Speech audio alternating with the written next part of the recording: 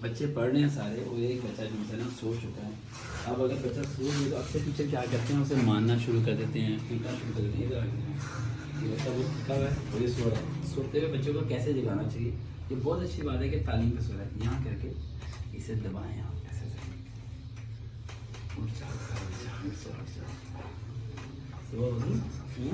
کتنی دیر سے نہیں سوئے تھے بتاؤ؟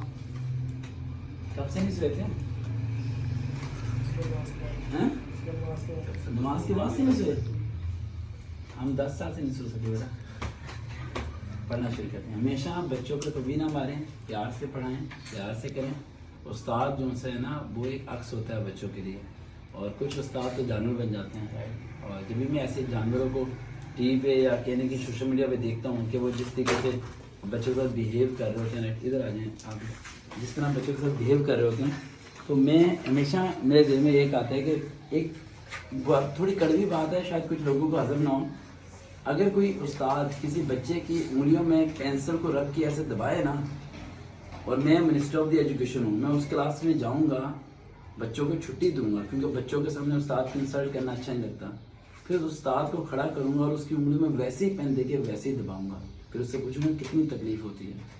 انسان ہے بچے، جانور نہیں ہیں. بچوں کو مت مارا کریں، سمجھایا کریں، پیار سے سمجھایا کریں.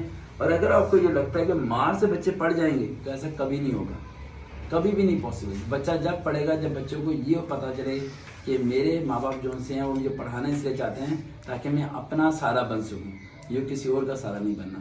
پھر بچے پڑھیں گے. اللہ حافظ.